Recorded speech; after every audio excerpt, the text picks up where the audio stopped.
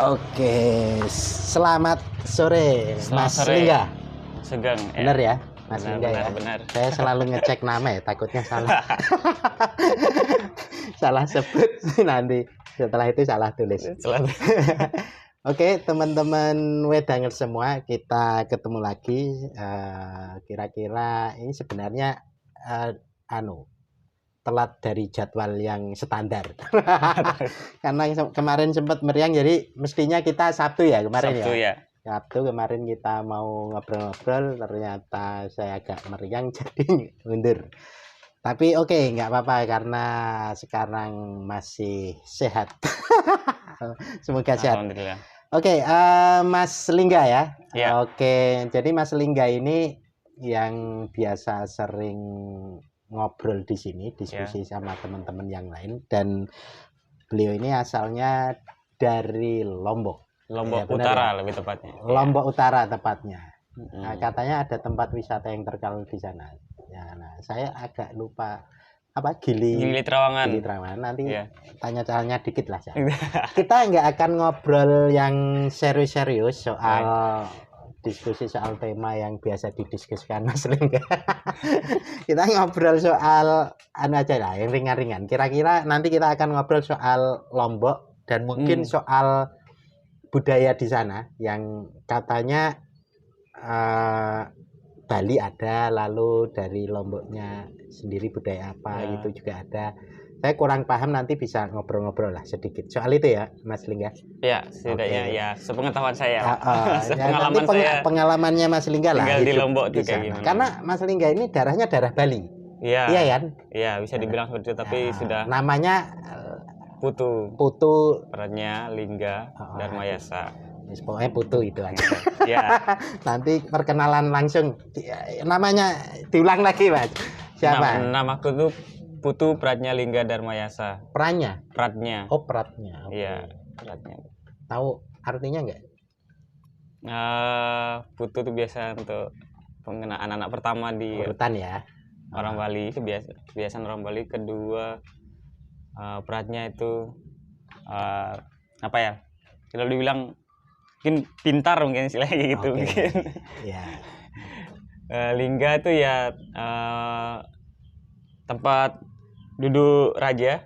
Apa kayak tempat duduk gitu. Ada hubungan dengan Lingga Yoni itu bukan? Ya bisa gitu juga. Oke. Darmayasa itu ya tentang kebenaran gitu. Oke. Itu bahasa apa? Sanskrit. Iya. Oke, kalau teman-teman dari Bali itu masih banyak yang pakai bahasa Sanskrit ininya. Iya, rata-rata masih banyak. Cuma tahun 2010 ke atas kayaknya anak-anaknya sudah jarang yang pakai bahasa Sanskrit. Tapi penggunaan istilah untuk anak pertama Putu Made gitu itu masih digunakan. Kedua yang selanjutnya lebih ke kayak Keisha siapa misalnya namanya. Kekinian ya? Kekinian. Oh gitu? Iya. Oh, itu perubahannya kira-kira sejak kapan itu? Kayaknya kalau saya nggak tahu ya, saya spekulasinya seangkatannya Mas Lingga itu udah banyak yang pakai nama-nama itu atau belum? Oh, kalau angkatanku masih banyak yang pakai nama-nama Bali, nama-nama Sanskrit itu masih banyak yang pakai. Mungkin yang 10 tahun ke sini ya? Iya, yang anak-anak baru lah istilahnya. Sepantaran saya sudah kalau udah punya anak, nah namanya anaknya itu biasanya udah campur, misalnya dari Eropa misalnya ada nama anak.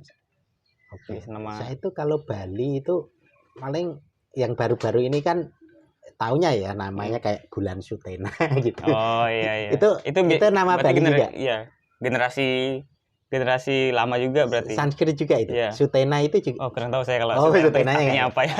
Kalau bulan itu? Bulan. Memang bulan. Iya. Jegek bulan itu apa aja? Yang pentingnya ini lagu-lagu di TikTok sepertinya. Iya. Ya kan baru terkenal itu dari Bali kan. Apa? Jegek itu ya cantik. Cantik itu. Iya. Oke, mungkin itu maksudnya kare bebek itu. Kan judulnya kare bebek itu. Care itu seperti maksudnya care itu gitu. Care itu seperti aja, seperti bebek udah. Oh gitu ya. Itu artinya. Saya bacanya kare lagi. Masakan kare bebek. Oke. Ya paling enggak kan teman-teman nanti juga tahu. Oh, maksudnya itu kare itu bahasa Bali ya? Ya care. Oh, care. Bukan dia. Oh, care. itu dialek Balinya ada ya, care. Oke. Jadi care bebek itu jegek bulan atau apa sih? Iya itu. Ya.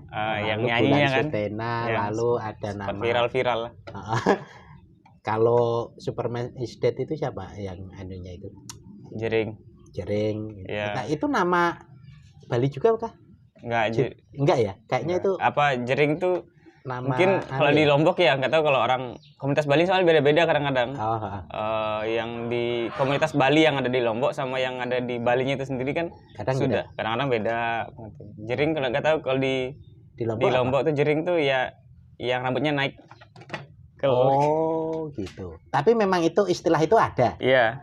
Oke. Jering gitu ya. Oh memang ada. Istilah Iya. Yang naik gitu. Mohak. Oh gitu. Oke. Oh berarti ya memang itu istilah Bali ya. Iya. Bahasa Sanskrit juga. Nah, kurang tahu. Gitu. Kayaknya itu bahasa Bali deh, bahasa Bali. Oke, Mas Lingga. Atau biasanya dipanggil Mas Putu atau Mas Lingga sih? Banyak Lingga sih sebenarnya. Lingga. Jadi kalau di sana Mas Lingga juga Iya, Lingga dipanggil. Kemarin sempat cerita asalnya itu Lomboknya kan Lombok Utara ya? Iya, Lombok Utara. Daerah mana itu? Kecamatannya atau kotanya? Pemenang ya. Pemenang. Itu nama apa? Kecamatan. Oh, kecamatan. Kecamatan Pemenang, Kabupaten Lombok Utara. Termasuk yang katanya Gili Trawangan itu masuk dalam kecamatan Pemenang. Oke. Kita nanti enggak bahas problem di Gili Trawangan karena ada dibahas juga itu. Saya baru lihat di Metro atau apa Metro. soal investasi di Gili. Enggak usah. Iya. Kita bahas ini aja. Jadi kan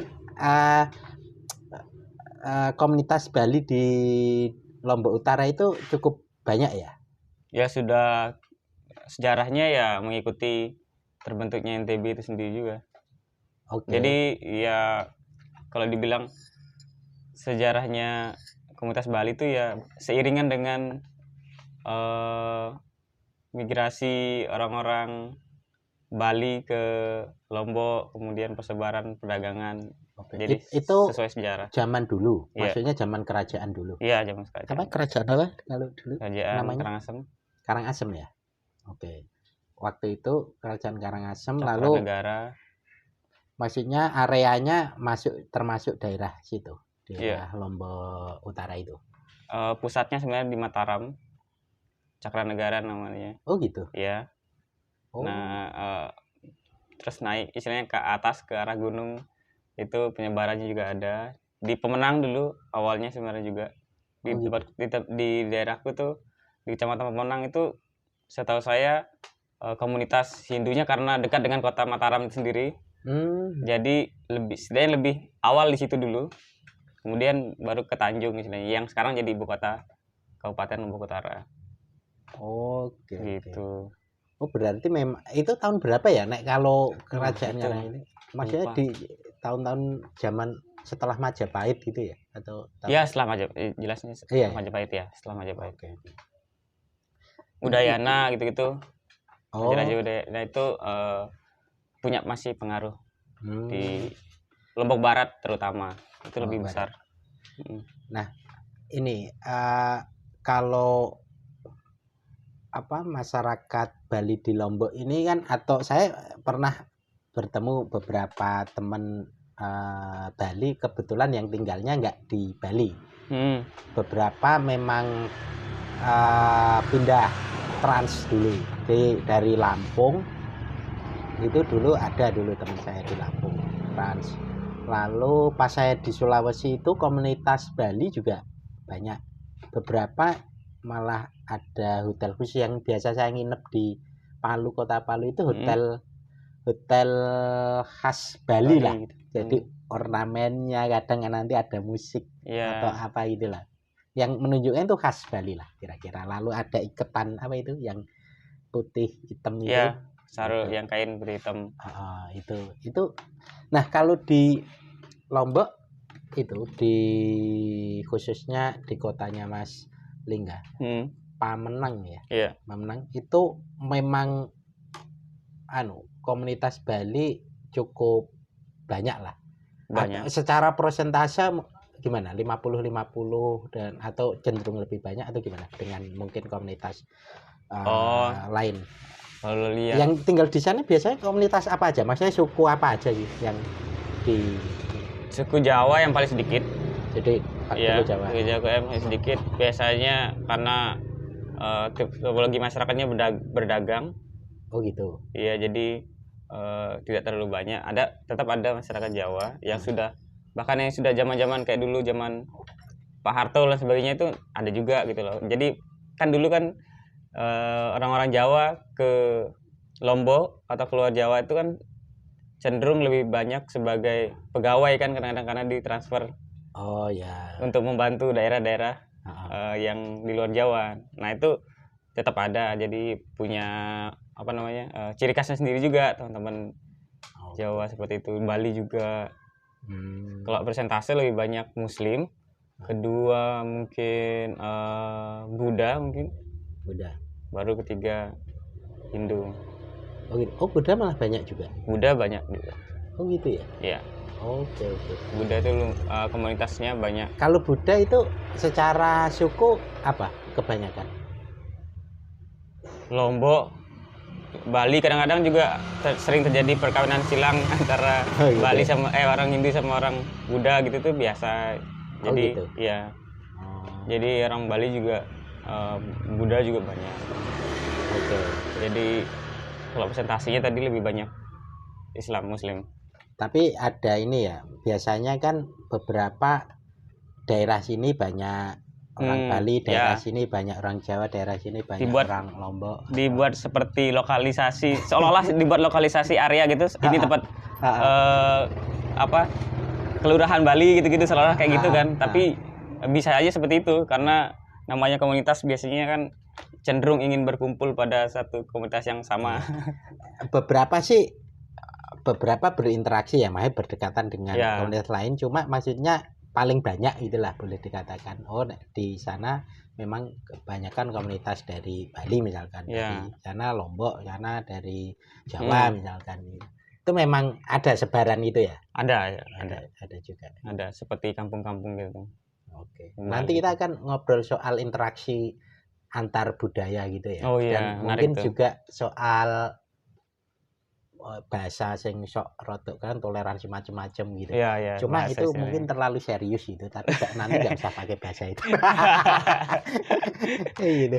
Nah, kalau ini Mas Lingga kan lahir di Lombok memang, atau dulu memang dari orang tua lahir di Lombok juga, atau dari Lombok, jadi semuanya Lombok. Nenek, iya. Udah sangat ya. Udah. Generasi keberapa kira-kira? Wah, nggak tahu ya. Tapi memang sangat Lombok lah. Sempat keselit ya. Kayak generasi itu nggak ada ditulis. Ditulis, tapi saya lupa. Kayaknya lupa ya. Lupa. Saya pernah lihat ini nikah sama siapa, kemudian anaknya yang mana itu. Ada ya tradisi menulis silsilah itu? Ada. Ada ya? Ada. Kalau Jawa ya mungkin Jawa ada ya beberapa. Terah atau apa. Cuma tradisi itu mungkin tertentu deh. Maksudnya saat ini tempat saya juga nggak tahu. Itu itu sudah ini, tapi kalau yang baru-baru ya pada nggak tahu. Sering itu untuk pengenalan ini leluhur, pada akhirnya nanti kan generasi berikutnya itu tahu dia. Soalnya kan lagi-lagi orang Bali kan dia mempercayai bahwa leluhur itu mempunyai pengaruh terhadap keberlangsungan hidup lah, istilah seperti itu. Jadi dia harus tahu leluhurnya di mana, ini siapa, sebagainya itu tetap. Berarti secara budaya masih sangat secara kultural benar-benar masih sama plek gitu. Sama di Bali. Iya. Dari mungkin hari besarnya, hari-hari tertentu betul. Harus di perhitungan hari-hari sama ya? Besar ya. Itu sama, pakai kalender Bali. Makanya beberapa rumah di teman-teman orang-orang Bali di Lombok itu masih berpatokan juga pada kalender Bali terutama. Karena untuk perhitungan hari raya itu menggunakan kalender Bali, nggak bisa kita menggunakan kalender nasional kan nggak ada. Gitu. Dan mesti sama ya. Ya. Kayak kemarin belum lama hari raya apa? Galungan sama Kuningan. Itu mesti sama ya, nggak ada beda hitungan atau apa enggak ya? Buku ya. Hitungannya itu. Atau ada interaksi antar tetua gitu sekarang ini, misalkan nggak ada. Kalau dulu mungkin susah ya, tapi kalau sekarang ini ada nggak dengan apa namanya media sosial atau interaksi gimana? Jadi kalau dulu kan memang kedekatan kulturalnya itu kan memang sudah terbawa gitu ya, tapi kan dia terpisah geografis nih. Mungkin koneksi interaksi itu kan agak susah dengan teman-teman leluhur di Bali, Pulau Balinya gitu. Tapi kan mereka punya hitungan yang mungkin ke bawah, maksudnya ada tokohnya yang dia ngitung ya, akhirnya sama. Tapi kalau sekarang mungkin antar tokoh itu pembuat kalender lah istilahnya. Juga ada interaksi gitu nggak, semacam saya tidak ada mungkin beberapa pembuat kalender di Bali itu mungkin bisa dihitung dengan jari, atau bahkan dulu ada namanya Bambang Gede Rawi namanya. Apa itu? Pembuat kalender. Jadi satu-satunya pembuat kalender di Bali. Jadi cuma satu dia. Itu nama orang? Iya, Bambang Gede Rawi. Oh iya. Iya. Nah, dia tinggalnya di mana ya? Di Bali. Oh. Jadi orang-orang se-Bali itu menggunakan perhitungan kalender dari beliau. Nah, mungkin sekarang mereka punya murid-muridnya dilanjutkan, atau saya lupa juga, kayaknya ada juga selain Pak Bambang Gede Rawi itu yang buat kalender, ada yang lain lagi, tapi prinsipnya sama sebenarnya. Hari raya besar dan sebagainya itu nggak mungkin berbeda. Mungkin di hari-hari kecil-kecilnya saja yang kayak lebih spesifik, misalnya di pura mana, soalnya sampai detail banget di kalender Bali itu semuanya itu tulisan semua isinya. Oh gitu. Satu full gitu semuanya tulisan. Tulisan apa itu? Entah tulisan misalnya hari ini cocok untuk apa. Oh gitu ya? Iya, itu banyak. Oh. Dan kadang itu masih dipakai ya, karena kayak hitungan Jawa kan ada loh. Istilahnya orang menyebut hitungan wong tuwa ngono kan. Ya itu tetap ditulis. Entah kita mau sebagai konsumen ingin mempercayai atau lain sebagainya. Tapi sebagai pembuat kalender dia harus menceritakan itu karena dia punya pengetahuan tentang itu. Jadi gitu. Entah kita mau percaya ya balik lagi terserah kita gitu. Jadi itu Pak siapa namanya? Bambang Gede Rawi itu sebenarnya kayak udah saya kurang begitu paham apakah beliau masih hidup atau gimana, tapi yang paling legend itu beliau. Soalnya di mana-mana itu pasti kalendernya ada penulisnya Bambang Gede Rawi. Oh gitu. Iya. Dan itu di kalender yang tersebar itu. Iya. Soalnya kadang ya itu kan Bali di beda pulau kan. Tapi kalender itu tetap dipesan oleh orang-orang Lombok. Iya, sampai Lombok itu pasti kayak titip kalender ini dong, kalender untuk tahun 2023 misalnya. Apa aja pasti jadi dari antara Pak Bambang tuh atau Pak siapa lupa lagi. Ada. Udah ada sih, tapi nggak begitu terasa perbedaannya. Oke. Kalender itu menjadi penting dalam masyarakat masyarakat Bali sebetulnya. Karena untuk berkaitan dengan hari besar, upacara adat. Ya, upacara keagamaan, upacara adat. Ya, itu bergantung pada itu. Jadi karena itu juga tidak ada perbedaan antara galungan orang kepercayaan ini dilakukan hari ini atau besok dan sebagainya, itu tidak ada perdebatan itu. Jadi nggak ada perdebatan. Oke. Untuk penentuan hari-hari. Nah itu basisnya apa perhitungannya, tahu nggak? Biasanya wuku. Iya namanya. Di Jawa juga sering begitu kayak wage gitu-gitu. Iya, saya dulu pernah dikasih tahu teman saya yang Bali dari Lampung itu. Cuma saya lupa. Iya kebanyakan basisnya itu. Jadi kayaknya ada mirip-miripnya dengan Jawa gitu loh. Dulu itu sempat karena emang kayaknya ada beberapa istilah lalu ini ada mirip-mirip gitu. Ada penambahan kadang-kadang. Misalkan apa ya pas kalau kliwon gitu atau apa. Pokoknya ada juga misalkan nikahan kayak gitu ada katanya di Bali itu. Ada ya? Ada. Ya. Misalnya nih biasa kan orang nikah tuh biasanya habis nyepi tuh. Banyak tuh orang nikah tuh karena hari baik kan. Banyak kan. Oh gitu ya. Dan itu masih dipakai ya? Iya. Itu jadi malah saya juga tertarik pada ini pada perhitungan kalender yang itu menjadi ciri khas suatu peradaban sepertinya.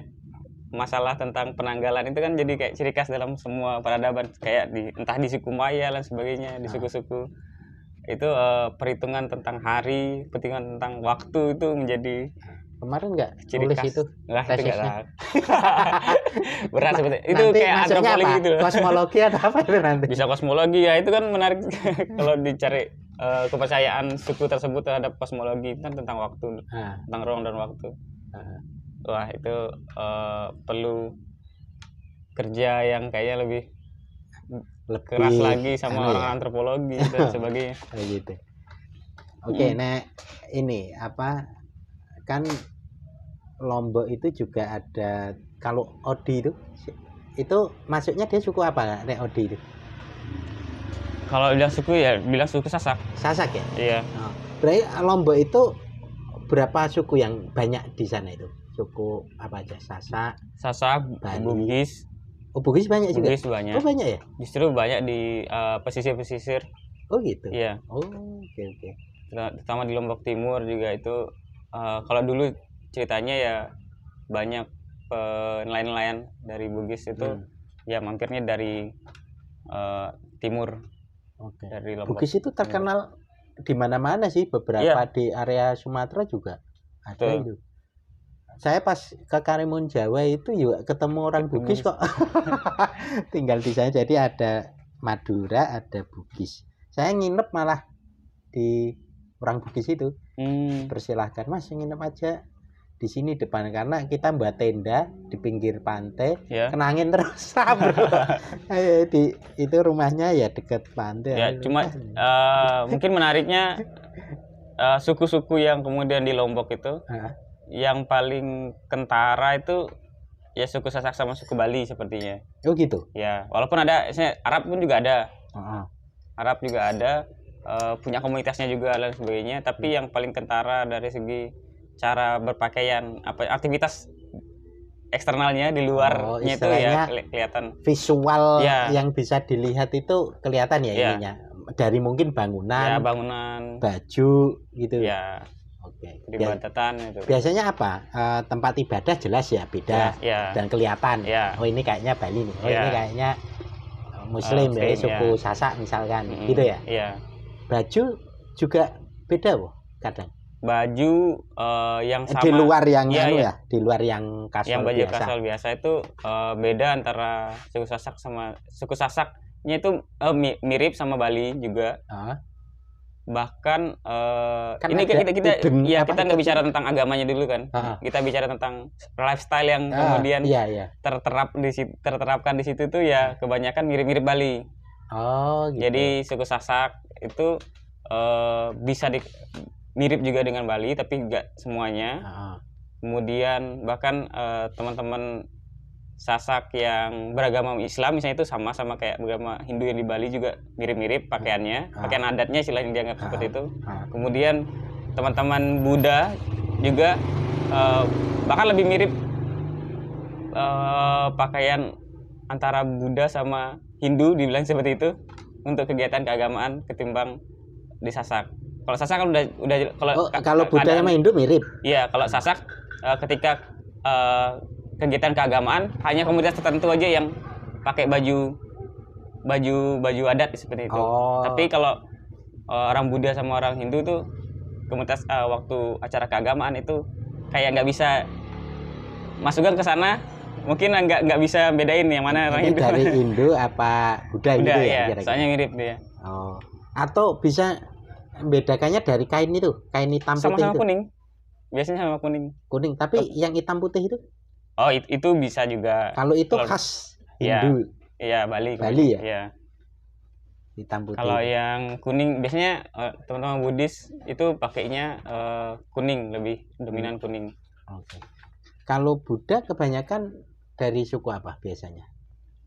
Kalau dari suku Sasak juga banyak. Kebanyakan? Iya. Dari suku Sasak. Maksudnya beda mungkin dengan teman-teman yang di perkotaan.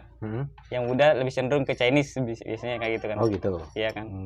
Saya kira juga di sini mungkin juga seperti itu yang lebih kalau dominan. Kalau di kampus kelihatan. Iya, kelihatan. Maksudnya dominannya adalah Buddhis, adalah Chinese. Kalau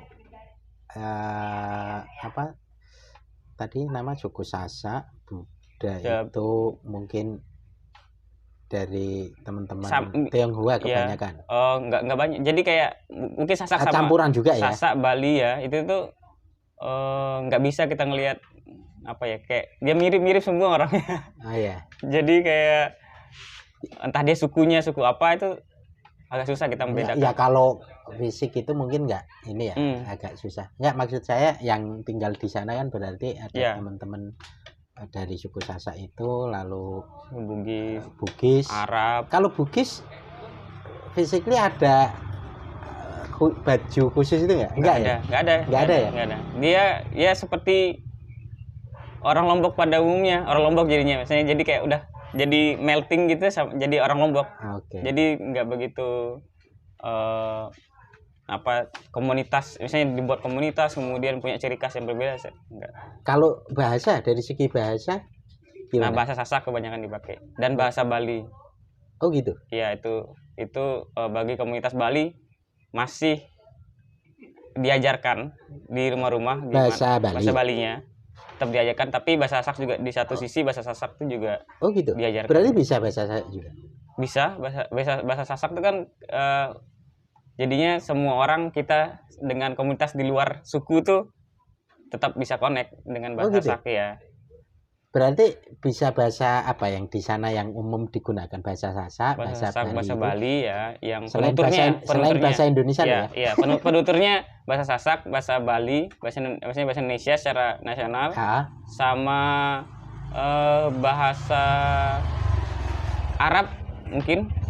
Oh, Arab sering dipakai. Tapi jadi ini selang-seling nggak full gitu, kayak istilah-istilah Arab sering dipakai, digunakan. Gitu. Memang sering dipakai. Ya, sering digunakan. Tapi bisa juga kayak, sering pakai. Enggak juga. Maksudnya kayak istilah-istilah kayak anak-anak, ente gitu aja. Maksudnya biasa. Kalau di sini juga kalau anak ente di sini. Iya, maksudnya kayak antum gitu ya. Soalnya komunitasnya juga ada, komunitas Arab juga. Sukunya jadi bisa. Kemudian mungkin keempat itu Jawa, suku Jawa. Itu juga lumayan di Lombok Utara. Oke. Jadi kalau bahasa itu malah malah pada bisa semua lintas gitu ya? Iya, kadang-kadang seperti itu. Oh gitu. Karena apalagi yang tadi yang terbanyak ya dua tadi, Bali sama Sasak. Nah, itu banyak. Gimana, diajarkan atau karena berinteraksi dengan teman-teman? Pengalamannya yang Mas Lingga kan bisa bahasa Sasak nih, atau orang tua memang karena bisa lalu akhirnya bisa, atau karena ada teman-teman di luar pada bisa? Kalau bahasa Sasak itu masuk kurikulum pembelajaran di sekolah, jadi muatan lokal. Jadi masuk situ dulu. Gak tahu sekarang ya. Kalau dulu tahun 2000 kayaknya, seingat saya masih ketika 2010 tuh masih ada muatan lokal. Jadi yang berarti bahasa Sasak itu dijadikan pengajaran dari muatan lokal wajib ya? Iya, wajib. Jadi semua orang, orang Sasak, orang Jawa, orang sebagainya itu pada ketika dia bersekolah di Lombok Utara itu diajarkan bahasa Sasak. Jadi itu karena by design, berarti semuanya harus pada akhirnya bisa. Dan setelah itu berinteraksi juga dengan teman-teman dari teman-teman yang dari Sasak pun juga. Karena bahasa Bali itu bukan bahasa asli dari Sasak itu juga. Jadi bahasa Bali itu kemudian lebih banyak penuturnya akibat dari interaksi antara masyarakat Sasak dan masyarakat Bali itu sendiri. Jadi kadang-kadang istilah-istilah itu dicampur adukan, misalnya teman-teman Sasak ngomong bahasa Bali itu ada karena kegiatan-kegiatan interaksinya tuh berdagang dan sebagainya sering saya menggunakan bahasa Bali juga. Istilahnya juga pada Penuturnya. bisa sedikit-sedikit Ya, bahasa Bali kayak gitu gitu itu ya. ya, sedikit bahasa Bali. Oke. Oh, oke.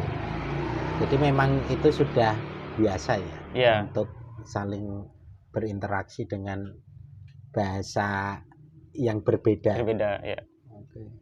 Kalau bahasa Sasak ya pasti Kalau bahasa Bali. Bugis Enggak. jarang dipakai. Saya Atau belum dapat. Saya kayaknya enggak. Teman-teman yang dari Bugis itu biasanya juga pakai Itu bahasa kayaknya dia melting bahasa Indonesia. bahasa Indonesia sama bahasa Sasak. Itu lebih cenderung. Oh, karena ke situ. mereka juga diajari. Iya. Oh. Udah lebih banyak. Sepertinya bahasa Sasak sih lebih dominan. Okay. Bahkan bahasa Bugisnya kayaknya udah nggak terlalu paham. Oh gitu. Karena mungkin sudah sulit. Mungkin sudah dulu maksudnya kayak jadi tidak ada sulit berinteraksi dengan tidak ini teman-teman tidak Bugis. ada lawan bicara. tidak ada dari suku Bugisnya itu sendiri mungkin yang dulu dia tidak punya tidak ada kayak regenerasi untuk mengkristalisasi identitas seolah-olah kayak gitu kan. Perlu ada kayak gitu kan bagi orang-orang, karena kalau dia menganggap tempatnya tinggal adalah tempat yang melting, yang meleleh aja tanpa kita harus aku tetap harus jadi orang Bugis dan sebagainya, enggak seperti itu ya. Oke. Nah, oke lah, soal bahasa kayaknya asik. Secara prinsip teman-teman di sana saling berinteraksi ngerti ya, pakai saling ngerti lah dengan saling ngerti ya. Kadang-kadang kalau saya berkunjung ke misalnya ke teman-teman yang Sasak Muslim tuh misalnya kayak gitu, ngomong bahasa Sasak itu tidak, kadang-kadang kelihatan ini sering gunakan bahasa Sasak, ini enggak. Oh gitu. Kelihatan aja sih, kelihatan maksudnya rasanya tuh bakal dirasakan oleh si penutur itu sendiri.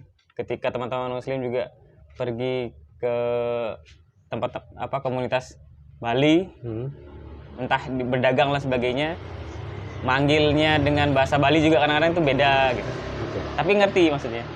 Sejauh ini bahasa kan sudah menunjukkan mereka saling berinteraksi dan menunjukkan saling keterhubungan ya. Betul. Secara sosial memang aslinya juga nggak ada masalah-masalah yang timbul akibat perbedaan itu, atau kadang ya sesekali ada dalam konteks yang tidak masif ya. Lebih cenderung permasalahan yang hadir itu karena kesalahpahaman pribadi, bukan kesalahpahaman terhadap tradisi.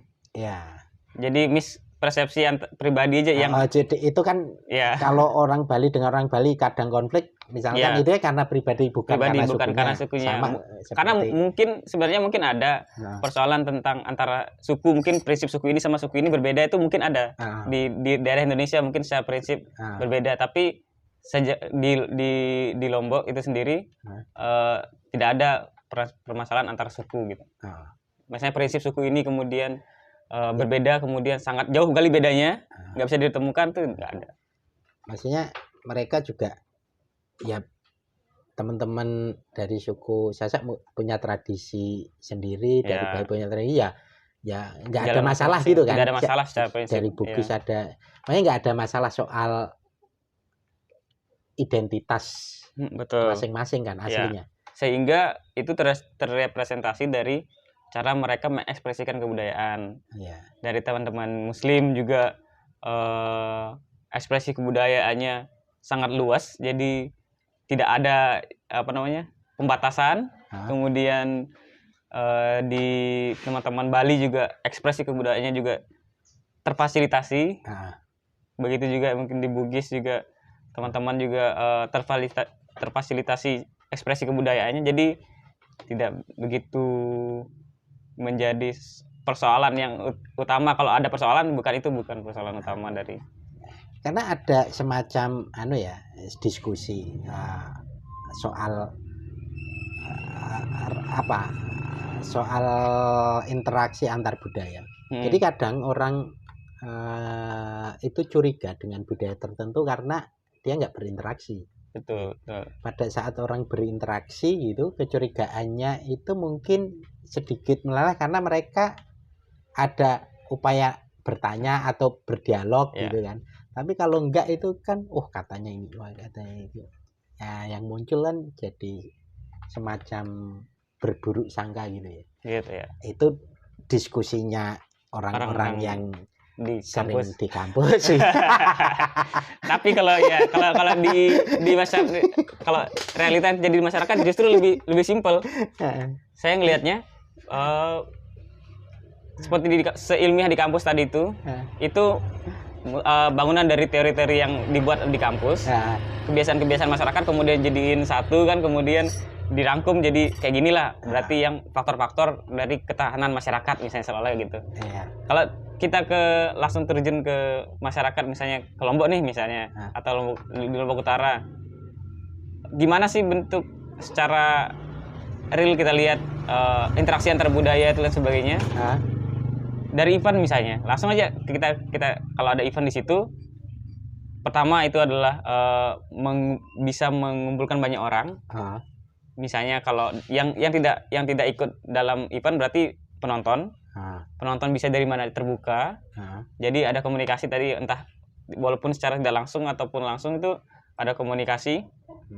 Kemudian setiap kegiatan begitu juga dengan kegiatan orang Sasak misalnya gitu, atau Islam lah, anggap seperti itu. Yang lain juga ikut dalam arti ambil bagian partisipasi, entah dari penonton ataupun jadi pelaku usaha. Nah itu kadang-kadang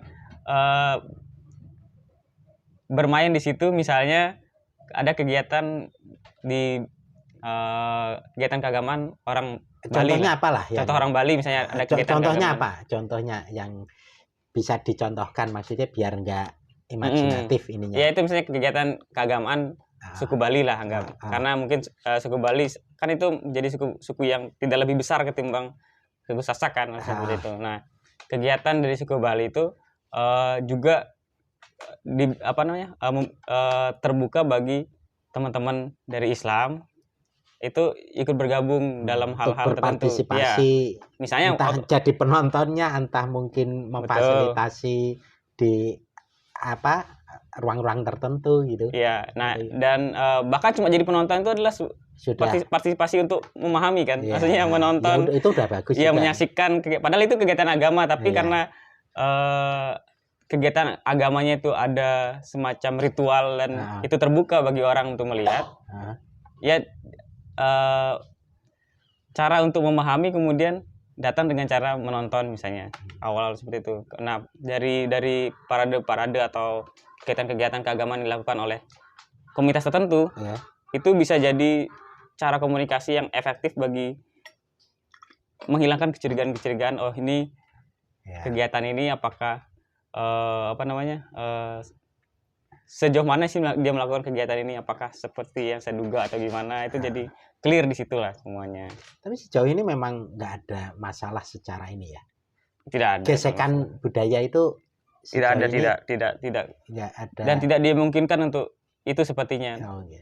Kan dari segi prinsipnya itu sama-sama tidak ada berbenturan yang keras seperti itu. Maksudnya itu menjadi potret baik gitu dalam konteks keindonesiaan gitu loh. Ya. Wah ini garisnya kok kan hubungannya karo Pancasila. Enggak. Nanti Pancasila. Saudara Diasma Sahastangga Pancasila ini. Karena adanya interaksi budayanya itu yang sepertinya menjadi core di situ. Walaupun perbedaan budaya itu pasti ada antara Bali sama Lombok. Tapi ketika ada satu momen, entah itu momen keagamaan atau bahkan momen-momen adat itu sendiri, misalnya seperti itu menjadikan interaksi budaya itu walaupun tidak dalam satu kegiatan yang sama budayanya, tapi hanya sebagai penonton aja itu udah jadi suatu interaksi yang cukup berharga untuk terjadinya satu perasaan dengan masyarakat Lombok. Oke. Saya kira kalau cerita itu menurut saya menarik untuk memang teman-teman secara nasional ya, potret-potret baik itu kehidupan lintas budaya di suatu wilayah yang banyak menunjukkan interaksi itu kan saya kira menarik untuk ini loh, Indonesia itu ternyata menarik itu bahwa mereka bisa berinteraksi. Jadi ketakutan soal gesekan berbeda budaya lalu itu ya mungkin bisa menjadi sedikit apa ya, ada contoh baiknya itu loh. Oh ternyata ada kok yang ini, walaupun ada mungkin contoh yang dianggap dalam tanda kutip ada interaksi yang dianggap wah ini kok sering terjadi gesekan misalkan. Nah ini contoh yang saya kira menarik ini. Dan kalau jika pun ada kemungkinan itu kegiatan keagamaan tertentu atau kegiatan adat tertentu dianggap negatif, itu sepertinya bakal lambat laun dengan adanya komunikasi itu justru bakal berkurang. Kayak potensi dari gesekan itu kemudian jadi berkurang akibat dari interaksi. Misalnya yang menarik mungkin di semua di semua masyarakat mungkin ada kegiatan ini, yaitu minum-minum. Oke. Yang entah itu dari Sumatera pun ada, misalnya kegiatan orang minum tua misalnya kayak gitu-gitu. Ya. Nah itu kan di semua suku dan sebagainya itu potensi orang minum dan sebagainya, kemudian itu tuh tetap ada kan, misalnya entah itu di Jawa entah itu pasti ada gitu.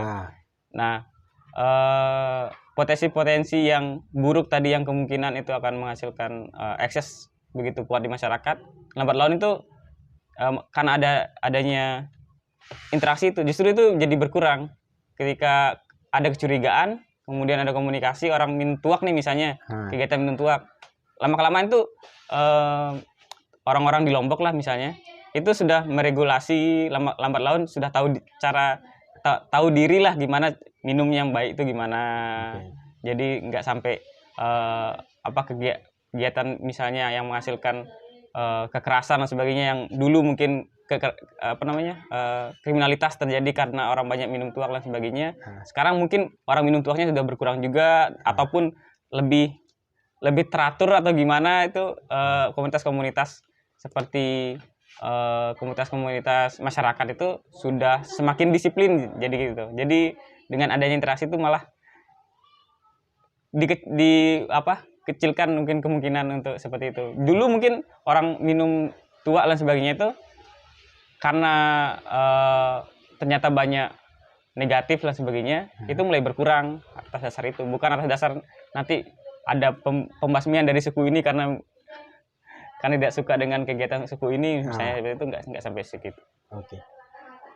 Kalau di Bali kan ada belum lama ini kan yang tua yang jadi oleh-oleh itu juga.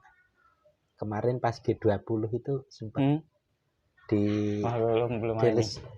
diresmikan atau apalah bahasanya. Tapi ada kok, maksudnya itu menjadi semacam minuman khas Bali lah kira-kira gitu. Jadi buat souvenir juga, minuman khas Bali. Lupa, nanti cek aja deh. Nggak tahu kalau di Lombok tradisi membuat minuman tua itu masih ada. Masih ada. Itu masih ada. Oke, mungkin soal budaya oke lah. Sekarang mungkin sedikit cerita dong soal tempat wisata di Lombok. Itu kan kemarin yang terkenal selain Gili Trawangan yang belum lama buat balapan itu Mandalika. Lombok juga ya? Iya, Mandalika. Itu Lombok mana? Lombok Tengah. Itu Lombok Tengah. Jauh kalau dari. Lumayan. Berapa jam? Kalau pakai motor mungkin sekitar 2 jam. Oh 2 jam? Ya nggak terlalu jauh. 2 jam itu kira-kira sini Solo lah. Ya bisa bilang gitu. Sini Solo ini. Bisa bilang gitu. Nggak terlalu jauh berarti. Itu kalau dari tempat sampean itu ke arah selatan? Ke arah selatan ya. Kan kalau saya lihat sekilas itu kayaknya deket laut juga. Iya. Berarti kan arahnya ke selatan ya? Berarti. Iya ya? Iya. Ke selatan. Karena saya kan di utara. Di utara. Oke. Selain Gili Trawangan, Mandalika, ada Gunung Rinjani ya? Gunung Rinjani untuk wisata pegunungan. Pernah ke sana? belum pernah ke Rinjani tapi ke bukit-bukitnya tuh pernah. Iya, dan itu lumayan butuh sama aja. Effort luar biasa gitu ya, naik Rinjaninya ya, ini. Betul. Dan sekarang saya dengar itu dengan konservasi Gunung Rinjani itu ada pembatasan. Nanti pengurus dari Taman Nasional Gunung Rinjani yang akan mengatur keluar masuknya wisatawan. Jadi mungkin untuk menghindari overload atau lain sebagainya terhadap jalur pendakian dan sebagainya, itu kayak diatur gitu. Oh gitu. Iya, kadang-kadang ditutup misalnya untuk mungkin karena situasi cuaca di sana. Tapi kalau Rinjani itu masuknya mana? Lombok mana? Ada 3, Lombok Tengah. Lombok Timur juga ada. Timur sama Lombok Utara. Yang utara juga ada. Jalur pendakiannya bisa di 3 kabupaten itu. Lombok Timur, Lombok Tengah, Lombok Utara. Iya. Oh, ada ya? Di 3 nih. Nek teman-teman yang biasa ke Rinjani itu berarti biasanya yang jalur mana? Seringnya lah. Kebanyakan Lombok Timur juga sering. Lombok Utara Timur juga sering ya. Antara Lombok Timur sama Utara. Iya. Maksudnya mereka nek nganggo pakai pesawat ke Lombok itu ininya di mana tuh? Di Lombok Tengah kalau pesawat. Oh, Lombok Tengah ininya, bandaranya. Iya. Oh, gitu. Bandaranya Lombok Tengah. Oh, berarti bisa mereka jalur Lombok Tengah atau Lombok? Iya, tergantung utara yang dekat ya. Tergantung enaknya. Kadang-kadang kan setiap jalur pendakian punya sensasi tersendiri. Mau lihat mana. Biasanya turunnya lewat sini, naiknya lewat dari sini gitu. Oh, ya. Pengennya kan gitu kan. Bisa. Jadi di 2 kabupaten itu lewatin mungkin. Karena jalur pendakian sama jalur nurun. Nah, Mas Lingga ini kan sudah lama nih di Jogja ini. Kita loncat lah ke Jogja langsung sebentar. Ke Jogja, ya. Sebelum nanti kita tutup gitu. Kalau di Jogja kan udah lama kan? Udah berapa? 9 sebetulnya. Oh, sudah 9 tahun. 9 tahun jadi Pak RT kayaknya. berarti cukup betah ini di Jogja ini. Betah. Cukup betah. Nah, sering pulang juga. Kalau komunitas Bali di Jogja pernah berinteraksi nggak? Kalau suku Balinya ada, komunitas Bali. Ada kan? Ada asrama Bali. Komunitasnya ada juga kan? Iya. Pernah. Kalau untuk Bali. Ikut kegiatannya atau apa? Nggak pernah. Enggak ya? Karena kan mungkin karena udah sibuk. Manusia kan biasanya nyari teman. Teman yang dekat gitu loh. Waktu itu di zaman-zaman maba saya belum ketemu teman yang dekat satu ini, dan setiap kan saya kan ikutnya Lombok Utara justru, bukan Bali. Oh iya ya. Jadi, tapi kalau Lombok Utara tuh ada ya. Lombok Utara ada. Ada. Itu baru saya beberapa kali sering ikut kegiatan. Memang ada komunitasnya juga. Memang ada komunitas. Tapi itu campuran juga. Itu campuran semua yang pokoknya dari Lombok Utara gitu. Dari Lombok Utara, entah SMA sebagainya itu. Okay. Dari Lombok Utara itu bisa ikut gabung di namanya Ikatan Pelajar Mahasiswa Lombok Utara. Oh gitu. Ya, IPMLU. Pernah buat acara apa? Dulu teman-teman IPMLU itu pernah ngadain namanya gawe belik. Gawe itu acara, kegiatan acara adat lah gitu. Belik itu besar. Belik itu besar. Iya. Nah, pada saat itu di titik di 0 km di depan khususnya itu di Benteng Frederik, yang tempat orang di Tugu ya, peringatan. Yang Benteng Frederiknya atau di mananya? Di Tugu peringatan kayak 11 Maret deh. Oh iya, itu Frederik itu. Ya, nah di situ ngadain acara besar. Secara tentang promosi budaya Lombok Utara. Oke. Itu sudah sampai 3 kali apa ya untuk saya? 4 kali. Nah, promosi budaya Lombok Utara itu berarti apa yang dimana? Budaya apa aja? Termasuk budaya Sasak, Bali. Lebih dominan budaya Sasak. Lebih Sasak. Kegiatan budaya Sasak ya. Dan itu pun kadang-kadang mengundang juga dari lintas IKPM yang lain, misalnya dari apa, nggak cuma di orang Sasak aja, jadi membuka untuk teman-teman dari Lombok Timur misalnya, itu juga ikut. Jadi nggak cuma Lombok Utara aja, walaupun Lombok Utara ingin membuat suatu identitas identitas kedaerahan. identitas visual sendiri itu tetap ada di beberapa daerah itu tetap ingin membuat identitas visual sendiri. Oh, ini cirinya nih Lombok Utara nih seperti ini. Tapi semuanya mirip-mirip sih. Apa yang bentuknya apa? Tarian kah, baju? Tarian kreasi. Baju juga. Okay. Dan motif batik. Oh, ada ya? Ada. Motif batik Lombok gitu? Iya. Itu ingin membuat. Itu beda nggak motif batiknya Lombok Utara dengan Lombok Timur dengan Lombok? Nah, kalau Lombok Utara sama Lombok Timur sama Lombok Tengah, saya nggak begitu paham. Tapi ada batiknya sendiri-sendiri atau enggak? Kalau Lombok Utara sepertinya ada membuat seperti itu. Oh, jadi gitu. Artinya kegiatan kebudayaan yang bukan turun-temurun tapi kreasi, budaya yang sifatnya kreatif. Kebanyakan seperti itu. Karena Lombok Utara ini juga bisa dibilang kabupaten termuda di NTB. Oh gitu. Ya. Dia pecahan dari mana? Dari Lombok Barat. Oh, pecahan dari Lombok Barat. Dari Lombok Barat. Jadi identitas visualnya itu juga masih baru-barunya juga. Jadi istilahnya kreasi-kreasi seni yang ada di Lombok Utara itu bisa dibilang terinspirasi juga dari tradisi seni Sasak. Oh, oke. Wah, itu menarik. Kadang juga ngundang dari budaya-budaya yang ada di lintas agama itu tadi juga. Iya. Iya. Oke. Misalnya contoh waktu kegiatan nyepi lah, anggap misalnya itu. Di Lombok Utara itu kan yang nyepi kan kebanyakan suku Bali dan yang beragama Hindu. Nah, ketika kegiatan nyepi itu kemudian dimunculkan satu ruang komunikasi dalam bentuk kegiatan parade ogoh-ogoh misalnya. Nah, itu juga teman-teman yang Sasak, teman-teman komunitas musik tradisional Sasak misalnya seperti itu salah satunya. Itu diundang untuk ikut memeriahkan parade nyepi itu sendiri. Jadi kegiatan gendang beli yang orang Lombok ikut juga dalam parade itu. Jalan mengitari satu trek gitulah, entah itu nanti melewati kampung-kampung yang itu pun nggak semua kampung Bali. Jadi bisa kampung Sasak kita lewat juga dan sebagainya. Jadi semuanya gara-gara jadi penonton jadi orang ngerti wah ini kegiatan orang Bali, orang Hindu nyepi nih, lagi bentar ada kegiatan ogoh-ogoh misalnya atau mungkin Maret ini dan sebagainya ada parade ogoh-ogoh.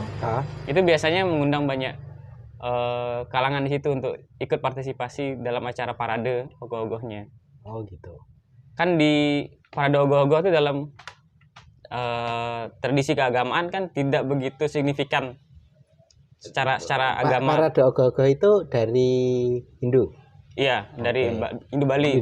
Ya. Oke. Nah, itu parade ogoh-ogoh itu jadi sebenarnya parade ogoh-ogoh secara substantif itu adalah ruang untuk kreasi anak muda aja. Oke. Sehingga kegiatan-kegiatan itu dilanjutkan oleh orang-orang Bali misalnya seperti itu. Kemudian ketika nyepi itu dijadiin satu rangkaian. Tapi nggak pas di hari H nyepinya ya? Enggak. Itu biasanya sebelum hari nyepi, besoknya nyepi. Sekarang sore ini ogoh-ogoh, besok nyepi gitu. Oke, lalu itu nanti lintas ini ya, pesertanya. Dari penonton, pesertanya bisa juga. Itu kan kalau yang digambar ada gambar itu ya, yang raksasa atau apa. Oh, itu ya? Ya, yang itu. Oke. Jadi teman-teman muslim pun bisa ikut partisipasi dalam hal misalnya ikut gamelannya gitu lah. Dan itu terjadi itu. Itu sering terjadi. Terjadi sehingga ya tadi antara dia peserta bahkan penonton pun udah paham gitu lah. Jadi kayak ada kegiatan ini tuh bagi tradisi orang Bali, orang muslim misalnya orang muslim Islam misalnya orang muslim yang orang Sasaknya udah paham juga bahwa ini kegiatan seperti ini, nanti biasanya treknya ke sini, saya harus nontonnya di sebelah mana gitu-gitu, nanti terus pedagang-pedagang juga pada dapat ambil alih dapat partisipasi dalam arti ekonomi juga lancar situ. Jadi kegiatan itu juga kegiatan budaya itu tidak hanya menghasilkan komunikasi yang baik secara kultural, tapi secara ekonomis juga punya efek sampingnya seperti itu. Oke Mas Lingga, ini menarik sekali obrolan kita. Sebenarnya kita nggak ngerancang bahasnya mau apa, tapi ini lebih banyak soal apa ya, interaksi budaya ininya.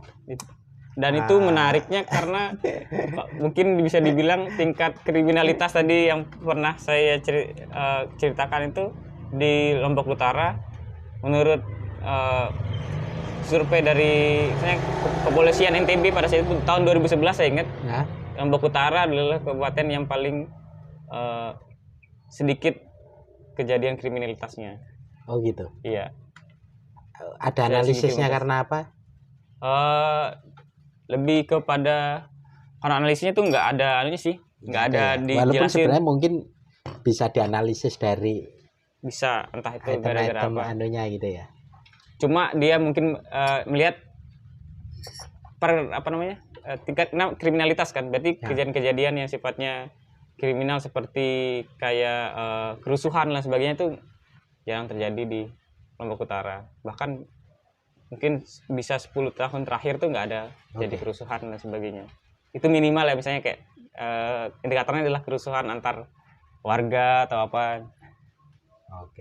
Walaupun dulu saya dengar-dengar ya emang sering pernah terjadi kerusuhan, tapi nggak kayak sudah dari survei itu jadi nggak ada, jadi lebih minim lah. Oke, Mas Lingga, sepertinya suasana semakin gelap gulita karena Jogja sedang hujan. Ya, jadi nanti mungkin teman-teman yang lihat itu di awal lihat cerah, setelah itu agak mulai gelap karena mendung gelap dan kita di outdoor aslinya ini. Dan belum bicara tentang Jogja. Belum bicara soal Jogja. Lain waktu kita akan bicara soal Jogja lah ya. Karena Mas Lingga ini tadi berapa? 9 tahun. 9 tahun. Nanti ngobrol. Dan dikelebengan terus. Baru saja selesai S2 di F1 GM. Betul. Udah wisuda tapi ya? Atau sudah. Udah. Iya. Tinggal menunggu nasib mau membawa kemana. Yang jelas sekarang masih setia di Jogja. Ya, masih belajar di Jogja. Belajar di Jogja. Mungkin terakhir kira-kira mau apa pesan atau apa? Kalau ada yang ketinggalan, ya, kalau mungkin ada hal yang ingin diungkapkan cuma ketinggalan, kelupaan. Ada nggak? Saya kira nggak begitu pesan yang mungkin menarik bagi saya ketika selama 26 tahun di Lombok Utara atau 27 tahun di Lombok Utara misalnya seperti itu, yang dulunya Kabupaten Lombok Barat, saya bersyukur tinggal di Lombok Utara dengan keragaman budaya yang ada, kemudian dengan interaksi teman-teman di sana yang terbuka. Itu menjadi anugerah Tuhan yang begitu besar untuk saya dan mungkin Republik Indonesia itu sendiri. Itu aja sih. Ini menunjukkan Indonesia gitu. Ya, bisa dibilang seperti itu. Bukan dari segi mungkin banyaknya suku, tapi cara interaksi suku-suku yang ada di Indonesia dan kemudian ingin menjadi satu gitu di. Siap. Mas Lingga, kira-kira ini udah jam berapa ya? Pas 1 jam kurang lebih ya. Pas ya kurang lebih 1 menit. Kurang lebih 1 menit. Jadi obrolan kita sebenarnya memang obrolan yang tanpa skrip apa, jadi ngalir aja, dan ini cenderung banyak di budaya ya. Jadi karena menarik. Nah, mungkin lain waktu soal yang lain gitu. Atau soal tesisnya. Kemarin tesisnya soal apa ya? Tentang Muhammad Hatta. Muhammad Hatta. Soal koperasi atau apa? Tentang ilmu sosial kebetulan. Ilmu sosial. Iya. Oke, mungkin sementara itu terima kasih Mas Lingga telah datang di Mampir Wedangan Warung Halaman. Semoga lain waktu bisa ngobrol-ngobrol lagi. Siap. Kalau ada kesempatan keluar kota ya, sebelum keluar kota Ngobrol-ngobrol. Oke gitu ya Mas. Ya. Makasih. Thank you. Thank you. Ya,